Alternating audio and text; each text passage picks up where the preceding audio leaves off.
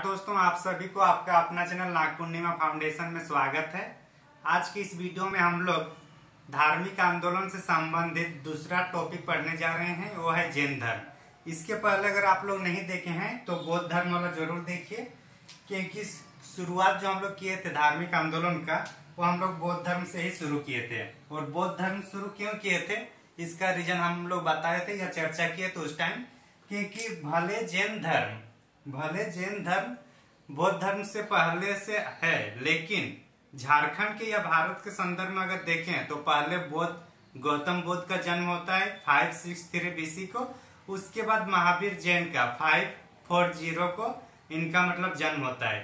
तो इसके आधार पर हम लोग सबसे पहले बौद्ध धर्म को पढ़े, और आज जो हम लोग चर्चा करने वाले हैं वो जैन धर्म से बारे में करेंगे। तो झारखंड के दृष्टिकोण से अगर जैन धर्म को करें तो उसमें सिर्फ उसका जो साक्ष्य मिला है उसको हम लोग चर्चा कर सकते हैं, लेकिन हम लोग चूंकि जो जैन धर्म को भी एक बार समझ लेंगे संक्षेप में, और उसके बाद जो भी लोकेशन में जिस चीज का साक्ष्य मिला है उसको भी हम लोग एक बार देखेंगे। तो इससे होने से क्या होगा, कॉन्सेप्ट भी क्लियर होगा, और जो हम लोग को याद रखना है झारखंड से संबंधित वो भी हम लोग को आसानी से समझ में आएगा। तो चलिए सबसे पहले हम लोग शुरू करते हैं जैन धर्म के बारे में। जैन धर्म, जैसे कि कहा कि जैन धर्म जब महावीर जैन आए, महावीर जैन के आने से पहले ही जैन धर्म अवस्थित था। जैन धर्म का स्थायित्व मतलब आ चुका था जब मतलब महावीर जैन आए, उसके पहले से ही। तो महावीर जैन जाते हैं हम लोग का 540 बीसी में इसका जन्म होता है, लेकिन इसके पहले से ही मतलब जैन धर्म थे। और ये कितने नंबर का है, 24वें नंबर का तीर्थंकर है ना। तीर्थंकर कितने नंबर का है, 24वें नंबर। सॉरी, इसका मतलब है कि 24 नंबर है तो इसके पहले 23वां होंगे, तभी तो 24वां होंगे। तो हम लोग इसके पहले से जो है उसको एक बार देख लेते हैं। तो टोटल कितना तीर्थंकर हुए हैं, 24 तीर्थंकर हुए हैं। टोटल कितने, 24 तीर्थंकर हुए हैं। और इनमें से अच्छा, तीर्थंकर जो जैन धर्म में टोटल कुल 24 तीर्थंकर हुए थे। और तीर्थंकर का मीनिंग क्या होता है, तो इसको अगर हम लोग समझे तो इसको भावसागर को प्राप्त करने वाले, भावसागर को पार करने वाले को तीर्थंकर कहा जाता है। तो जो भावसागर है को पार करने वाला, क्या कहा जाता है, तीर्थंकर। तो ये समझ में आ गया, टोटल 24वां तीर्थंकर है। तो पहला कौन है उसको हम लोग देखते हैं। पहला जो है उनका नाम है ऋषभदेव। क्या नाम है, ऋषभदेव। ये पहला है और इसको आदिनाथ भी कहा जाता है। ऋषभदेव को किस नाम से जाना जाता है, आदिनाथ।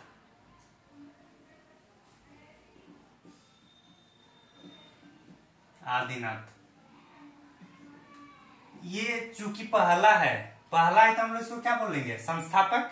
जैन धर्म का संस्थापक किसको मानेंगे हम लोग, तब पहला जो है उसी को संस्थापक, जैन धर्म का संस्थापक। तो कभी कभी क्वेश्चन पूछ देता है कि जैन धर्म का संस्थापक कौन है, तो कौन है जैन धर्म का संस्थापक, हम लोग का ऋषभदेव है या इसको आदिनाथ कहते हैं। लेकिन जो 24वां तीर्थंकर है इसको वास्तविक संस्थापक माना जाता है। किसको, महावीर जैन को। महावीर जैन को वास्तविक संस्थापक कहा जाता है। पहला वाला देख लिया हम लोग, ऋषभदेव। उसके बाद जो इंपोर्टेंट है उसको हम लोग देखते हैं, जैसे कि 19वां नंबर का जो तीर्थंकर है उसका नाम है मल्लीनाथ। 19वां नंबर का जो तीर्थंकर है इसका नाम क्या है, मल्लीनाथ। और मल्लीनाथ को श्वेतांबर जो तीर्थंकर जो मतलब जैन धर्म है उन दो संप्रदाय में डिवाइड हुआ था, पहला दिगंबर और दूसरा श्वेतांबर। इसका एक कहानी है, उसको हम लोग थोड़ा बाद में चर्चा करते हैं। तो जो मल्लीनाथ है इसको श्वेतांबर लोग इसको स्त्री मानते थे। क्या मानते थे, इसको स्त्री मानते थे। कौन, श्वेतांबर लोग। किसको, मल्लीनाथ को। मल्लीनाथ कौन है, 19वां नंबर का तीर्थंकर।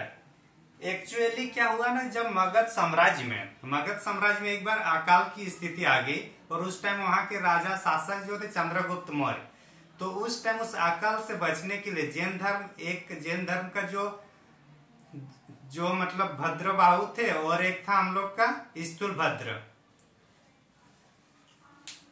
तो स्थूलभद्र और भद्रबाहु जो थे, उनमें से जो भद्रबाहु थे वो जो अकाल आया तो कुछ जैनियों को लेकर वो दक्षिण भारत चले गए और उनके साथ साथ चंद्रगुप्त मौर्य भी चले गए।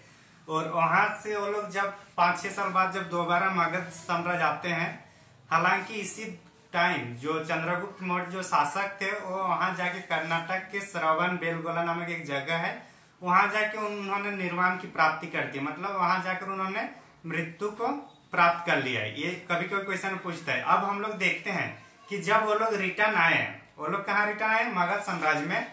तो जो यहाँ पे स्थूलभद्र के मतलब नेतृत्व में जो जैनी लोग थे, ये लोग श्वेत वस्त्र धारण किए थे। तो जो श्वेत वस्त्र धारण किए उसको श्वेतांबर कहा गया, और जो उधर से आए निर्वस्त्र मतलब जो वो लोग कपड़े नहीं पहनते तो उसको दिगंबर कहा गया। तो दिगंबर वाला का जो था वो कौन? भद्रबाहु था, और जो श्वेतांबर था वो स्थूलभद्र। ये कहानी था श्वेतांबर और दिगंबर की। तो श्वेतांबर लोग किसको स्त्री मानते हैं? मल्लिनाथ को। आगे हम लोग देखते हैं, एक मिनट। तो श्वेतांबर वाला देख लिए। श्वेतांबर के जो परंपरा थे वो लोग मल्लिनाथ को स्त्री समझते थे। अब हम लोग 19वां देखे हैं। 22वां नंबर का जो था, 22वां नंबर का था ना, उसका नाम है, पहला क्या था? ऋषभदेव। 19वां मल्लिनाथ। अच्छा, जो ऋषभदेव है इसकी जानकारी हम लोग को ऋग्वेद में मिलता है। कहाँ मिलता है?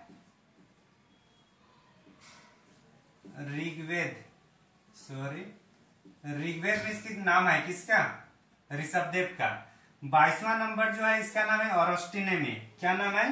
अरस्टिनेमी।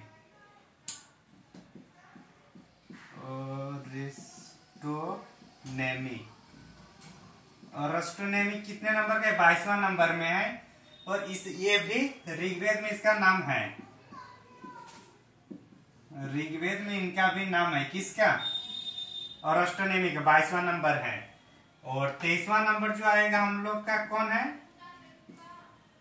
23वां नंबर पार्श्वनाथ है। कौन? पार्श्वनाथ, जिसके नाम पर हम लोग का पार्श्वनाथ पहाड़ या पर्वत का जो हम लोग नामकरण किए हैं। ये 23वां नंबर था और ये प्रथम ऐतिहासिक तीर्थंकर इसको माना जाता है। प्रथम ऐतिहासिक तीर्थंकर इसको माना जाता है। ठीक। और ये है हम लोग का पार्श्वनाथ। और जो 24वां है वो कौन है हम लोग का? महावीर जैन। महावीर जैन। तो ये हम लोग थोड़ा मतलब जो तीर्थंकर है, 24 तीर्थंकर है, उनमें से जो मेन है उसके बारे में हम लोग एक बार संक्षेप में देख लिए हैं। तो आगे हम लोग देखते हैं कि जो अभी जो मतलब जैन धर्म है, जैन धर्म में 3 रत्न और है। 3 रत्न को जो है, जैसे कि बौद्ध धर्म में 3 रत्न क्या क्या थे, कमेंट करके बताइएगा। अब हम लोग जैन धर्म के 3 रत्न के बारे में देखते हैं। स्क्रीनशॉट लेना है तो ले लीजिए एक बार। तो अब हम लोग देखते हैं कि जिनका जो तीर्थंकर हम लोग देख लिए। तीर्थंकर को भावसागर से पार करने वालों को तीर्थंकर कहा जाता है जैन धर्म में। जैन धर्म एक्चुअली बहुत मतलब स्ट्रिक्ट वाला था।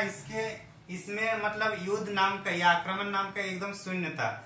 यहाँ तक कि ये लोग बोलते थे कि खेती भी नहीं करना है, खाना भी नहीं खाना है, क्योंकि खाना खाते हैं तो उसमें भी जो बैक्टीरिया रहता है उससे भी पाप लगेगा।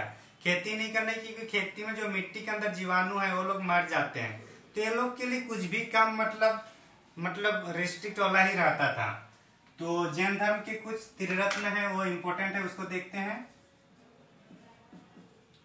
त्रिरत्न क्या क्या है जैन धर्म में? सम्यक दर्शन, सम्यक आचरण और सम्यक ज्ञान। कौन कौन सा? सम्यक दर्शन, सम्यक ज्ञान, सम्यक ज्ञान नॉलेज, और सम्यक सम्यक आचरण। तो ये त्रिरत्न है किसका? जैन धर्म का। और कमेंट में बताना है कि बौद्ध धर्म का त्रिरत्न क्या था। हम लोग जैन धर्म में लगभग जो संक्षेप में जानकारी लेना था हम लोग ले लिए, और कुछ अगर इसमें जानकारी, अब थोड़ा महावीर जैन के बारे में थोड़ा हम लोग संक्षेप में बात कर लेते हैं, उसके बाद हम लोग झारखंड के टॉपिक में आ जाएंगे। तो इनके टॉपिक में अगर देखा जाए तो महावीर जैन के बारे में कुछ कुछ पॉइंट उनका व्यक्तिगत जीवन के बारे में चर्चा कर लेते हैं, तो एक हम लोग को समझने के लिए आसानी होगी। महावीर जैन के जन्म 540 बीसी में, ये हम लोग देख ले तो उसको नहीं लिखने से भी चलेगा। अब हम लोग इसको देखते हैं कि इनके बारे में जो जीवनी है उनको एक बार हम लोग चर्चा कर लेते हैं। तो महावीर जैन जो है, बचपन का नाम है वर्धमान।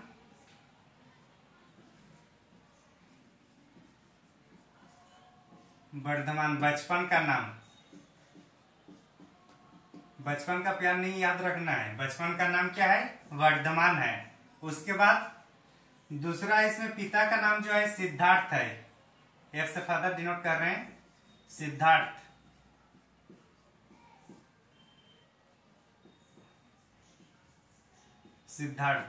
ये महात्मा बुद्ध का जो बचपन का नाम सिद्धार्थ, वो महात्मा बुद्ध नहीं है, ठीक, ये दूसरा सिद्धार्थ है। माताजी का जो नाम है वो माताजी का नाम है इनका त्रिशला। ये कौन है? माताजी है, मदर। अच्छा, माताजी कौन से अगर वंश से संबंधित थे तो कभी कभी पूछता है कि लिच्छवी वंश से संबंधित है। किससे?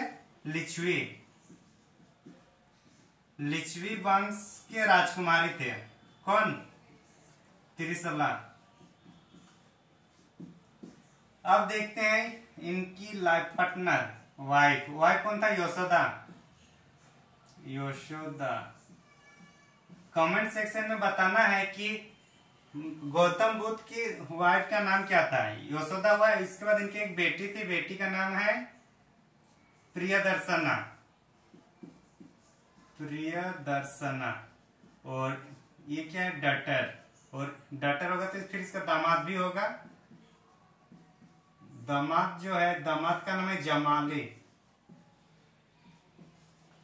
और जमाली जो है यही इनका प्रथम शिष्य भी है। मतलब इनको महावीर जैन ने अपना शिष्य किसको बनाया? अपने दामाद को ही बनाए हैं। ये एक्चुअल महावीर जैन अपने घर छोड़ने के क्रम अपने भाई से परमिशन लिया था, मतलब अपने बड़े भैया से, नंदीवर्धन से। उनका नाम क्या था? नंदीवर्धन से परमिशन लिए थे। कौन? महावीर जैन। और इनका ज्ञान की प्राप्ति कहाँ हुई थी? जाम्भी ग्राम में।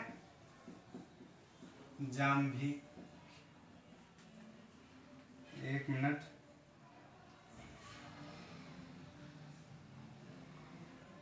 जाम्बिका, ठीक, जाम्बिका ग्राम है, ठीक ना।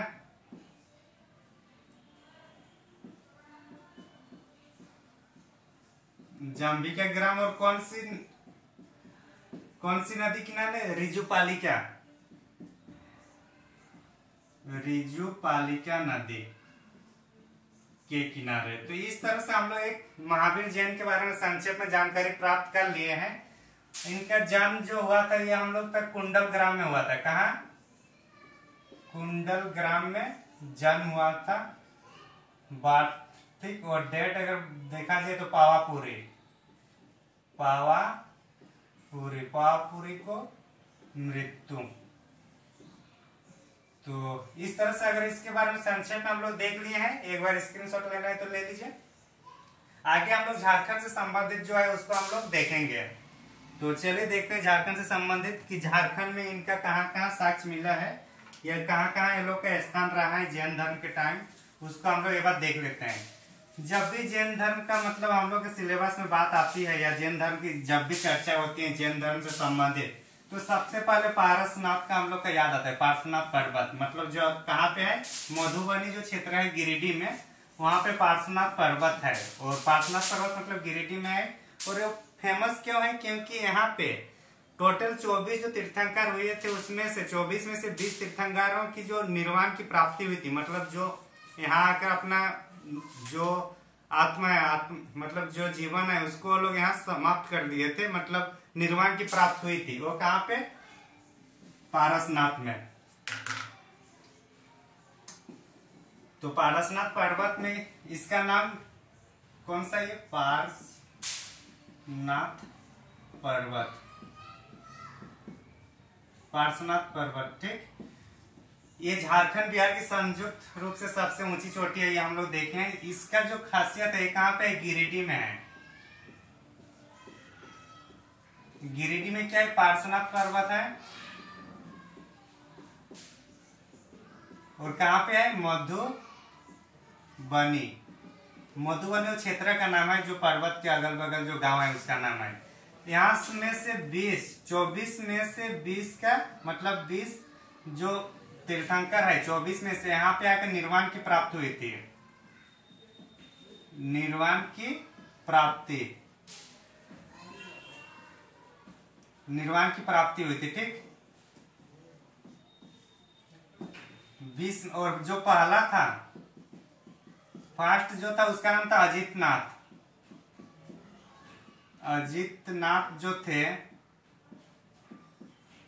अजितनाथ जो तीर्थंकर था वो पहला तीर्थंकर था जो यहाँ पे आके निर्वाण की प्राप्ति की थी। कहाँ पे? पारसनाथ पर्वत पर। और जो अंतिम रूप से जो आया था, मतलब विश्वा कौन आएगा? जो अंतिम है पार्श्वनाथ। और ये कितने नंबर का थे? 23वें नंबर का ना, 23वें नंबर का। ये 20वां, मतलब ये जो 20 है ये यहाँ पे निर्वाण प्राप्ति के आधार पर ये 20वां नंबर है, जबकि पार्श्वनाथ कितने नंबर का है? 23वें नंबर का तीर्थंकर है। और ये कब हुई थी? 717 में। 717 में इसकी यहाँ पे मतलब ज्ञान, मतलब निर्वाण की प्राप्ति हुई थी 717 में। तो 717 बीसी में इसका मृत्यु होता है। किसका? पार्श्वनाथ। और इसी के बाद से फिर ये पार्श्वनाथ पर्वत के रूप में जाना जाता है। इसके पहले इसको सम्मेत शिखर भी कहते थे, या अभी भी हम लोग कहते हैं सम्मेत शिखर। तो इस तरह से हम लोग देख लिए इसके बारे में, पार्श्वनाथ पर्वत के बारे में। इसमें और एक चीज है कि जो पार्श्वनाथ पर्वत में टोटल मतलब 20 तीर्थंकर की यहाँ निर्वाण प्राप्ति हुई है, तो इसलिए इसको क्या बोला जाता है? जैन धर्म का मक्का। जैन धर्म का मक्का। जैन धर्म का मक्का मतलब समझ रहे हैं ना, जहां पे पवित्र स्थान, सबसे अच्छा पवित्र स्थान उस संबंधित धर्म का। जैसे कि मुस्लिम धर्म में जो मक्का जाते हैं, उसी तरह से जैन धर्म का जो मक्का है वो कहाँ है? पार्श्वनाथ है। तो ये हम लोग के पार्श्वनाथ जो है, इसको जैन धर्म के लिए एक पर्यटन स्थल के रूप में अभी हम लोग पर्यटन जो सर्किट है, जैन सर्किट में भी इसको हम लोग शामिल किए हैं। जैन सर्किट के तहत जितने भी जैन धर्म से संबंधित जो भी मतलब पर्यटन स्थल है, सबको जोड़ा जा रहा है।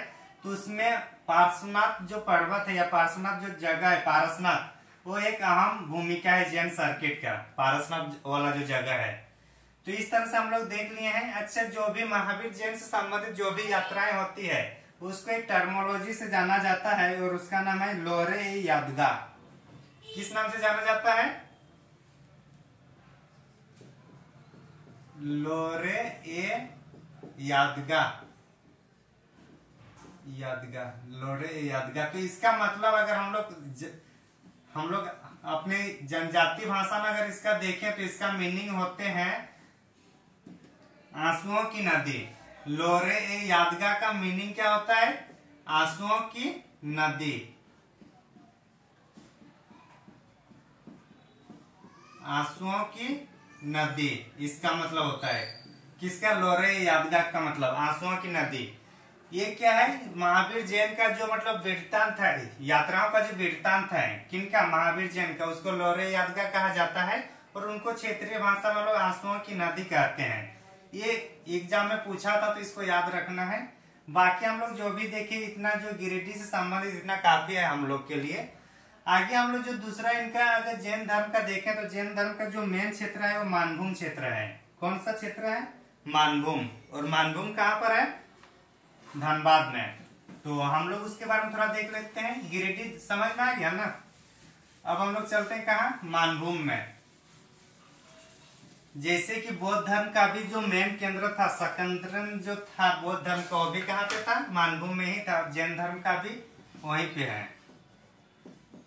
जैन धर्म का जो मुख्य केंद्र है, प्रमुख केंद्र कहाँ है? मानभूम। मानभूम, ठीक, मानभूम। और ये कहाँ पे? धनबाद में है। तो इतना हम लोग को इसमें याद रखना है कि इनका जो मेन केंद्र था जैन धर्म का, वो कहाँ पे? मानभूम में है, वर्तमान का धनबाद। ये जैन सभ्यता और संस्कृति का केंद्र था। सभ्यता और संस्कृति का केंद्र है कन मानभूम। आगे हम लोग चलते हैं, दूसरा देखते हैं दामोदर और कोसाई नदी। यहाँ पे जो दामोदर और कोसाई नदी है, यहाँ जैन धर्म संबंधित जैन धर्म से संबंधित अवशेष मिले हैं। अवशेष कहाँ मिले हैं? अवशेष कौन से नदी किनारे मिले हैं? दामोदर और कोसाई, ये दो नदी है। दोनों नदी के किनारे में जैन धर्म के अवशेष का साक्ष्य मिलता है। आगे चलते हैं हम लोग। हनुमान गांव एक पलामू में अवस्थित है, जहां पे जैनियों के कुछ पूजा स्थल मिला है। कहां पे? हनुमान गांव। हनुमान गांव। हनुमान गांव कहां पे? पलामू में है। हनुमान गांव पलामू में है और यहाँ पे जैन धर्म से संबंधित पूजा स्थल मिला है। पूजा स्थल। और चैत और बिहार क्या है पता है आप लोग को? कल वाले वीडियो में हम लोग बताए थे चैत क्या होता है। जहाँ पे पूजा स्थल है, जहाँ पे पूजा है उसको चैत कहा जाता है। और जहाँ पे जो भिक्षु लोग रहते हैं उसको विहार कहा जाता है। तो पूजा स्थल कहाँ पे मिला था? हनुमान गांव में। और ये कहाँ पे है? पलामू में है। आगे हम लोग देखते हैं सिंहभूम में कुछ क्षेत्र है जहां पे भी साक्ष्य मिलता है। सिंहभूम कौन से डिस्ट्रिक्ट में है? ये दोनों सिंहभूम का मतलब है ईस्ट सिंहभूम और वेस्ट सिंहभूम, दोनों की बात की जा रही है इसमें। और जो सिंहभूम है यहाँ पे बेनुसागर, और सिंहभूम में जब बेनुसागर की बात कर रही है, कहाँ पे? बेनुसागर। कमेंट में बताना कि बेनुसागर जो जगह है ये कौन से सिंहभूम में है? ईस्ट सिंहभूम में है या वेस्ट सिंहभूम में है? यहाँ पे 7वीं सदी की जाहिर सी बात है, जब भी जैन धर्म होंगे या जैन मुनि होगा तो 7वीं शताब्दी का ही होगा। तो 7वीं सदी क्या होगा? जैन धर्म से संबंधित मूर्तियां मिली है। यहाँ पे मूर्तियां मिली है, ठीक। कहाँ पे? सिंहभूम के बेनुसागर में। सिंहभूम में ही और एक चीज है यहाँ पे कि यहाँ पे जो अभी जो सरक जो हम लोग बोलते हैं, सरक जो अभी जाती है, सरक जाति, जिसमें ये कहा जाता है कि जैसे शाम ढल जाता है तो उसके बाद ये लोग खाना पीना नहीं करते थे, अभी हालांकि करते हैं। तो जो सरक जो है ये एक्चुअली श्रावक से निकल के आता है और ये किससे संबंधित है? ये जैन धर्म से संबंधित है, सरक जाति। आगे हम लोग अगर देखें तो हम लोग क्या क्या देखे? पहले गिरिडीह देखे, फिर मानभूम देखे, फिर दामोदर और कोसाई नदी देखे, फिर हनुमान गांव देखे, फिर सिंहभूम देखे। अभी जो नेक्स्ट हम लोग देखने जा रहे हैं वो कोल्हुआ पहाड़ के बारे में चर्चा करने जा रहा है। किसके बारे में? कोल्हुआ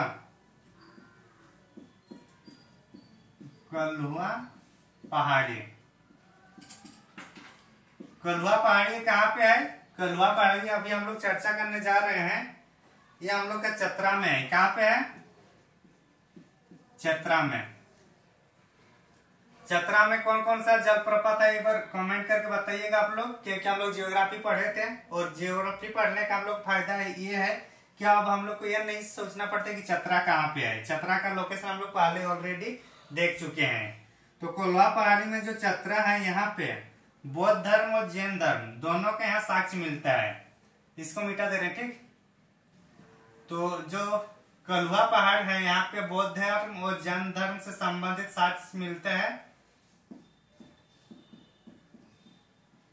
बौद्ध और जैन धर्म, बौद्ध और जैन धर्म से संबंधित साक्ष्य कहाँ पे मिलता है? कोल्हा पहाड़ी में। और कहाँ पे है वो? चतरा में है। यहाँ पर 9 तीर्थंकरों का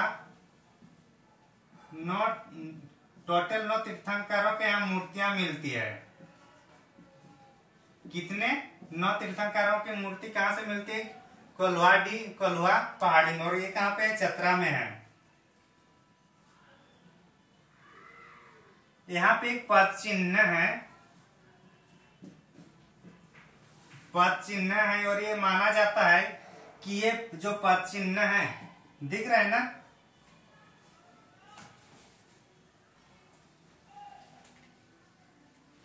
दिख रहा है, ठीक। जो पद चिन्ह है, अच्छा कोई नहीं, हम लोग इसी को मिटा देते हैं। जो पद चिन्ह जो कोल्हा पहाड़ी में है, पद चिन्ह जो है इसको पार्श्वनाथ का माना जाता है, पार्श्वनाथ का माना जाता है।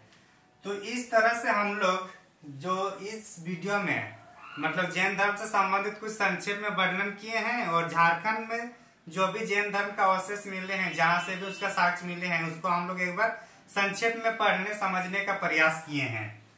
तो आप लोग अगर इसके वीडियो वाला नहीं देख, तो हम लोग जो देखे बौद्ध धर्म और जैन धर्म से संबंधित, तो उसको एक बार हम लोग मैप में देखने का प्रयास करते हैं, ताकि जो हम लोग देखे उसको लोकेशन भी समझ में आ जाए। तो बौद्ध धर्म से संबंधित पहले समझते हैं कि बौद्ध धर्म का लोकेशन किधर किधर है। जैसे सीतागढ़ी पहाड़ और सूरजकुंड, ये कहाँ पे है? हजारीबाग में है ना। दूसरा हम लोग दियापुर दालमी की चर्चा किए थे। दियापुर दालमी कहाँ पे है? धनबाद में है। दियापुर दालमी धनबाद में है।